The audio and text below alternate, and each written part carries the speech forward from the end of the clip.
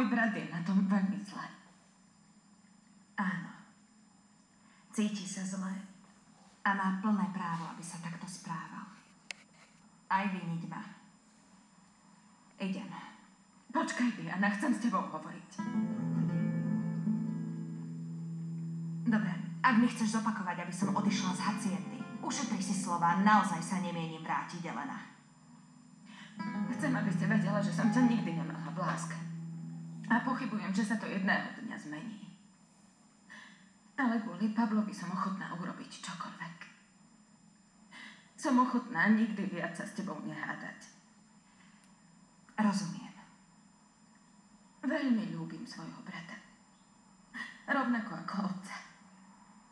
Som ochotná urobiť čokoľvek, aby bol Pablo šťastný.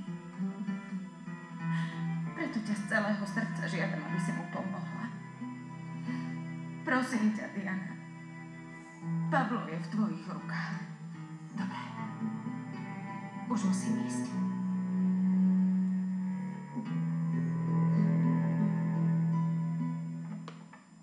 Ahoj. Chcem byť sám. Môžeš odísť, Kamila? Zabudni na to, že ťa tu nechám samého. Vieš, samota nikdy nie je dobrým spoločníkom. Nie? A kto je dobrým? Ty? Pablo, nebuď ku mne taký. Som tu, pretože sa ti snažím pomôcť. Nikto mi už nemôže pomôcť, Kamila. Chcem iba umrieť.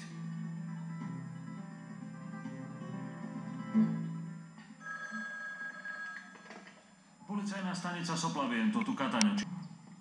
Alejandro, počkaj ma. Potrebujem s tebou hovoriť.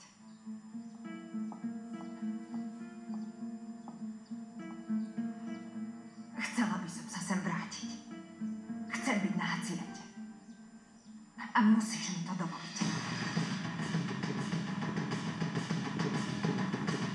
Slovenské znenie pre televíziu Markíza vyrobilo štúdio Artefakt.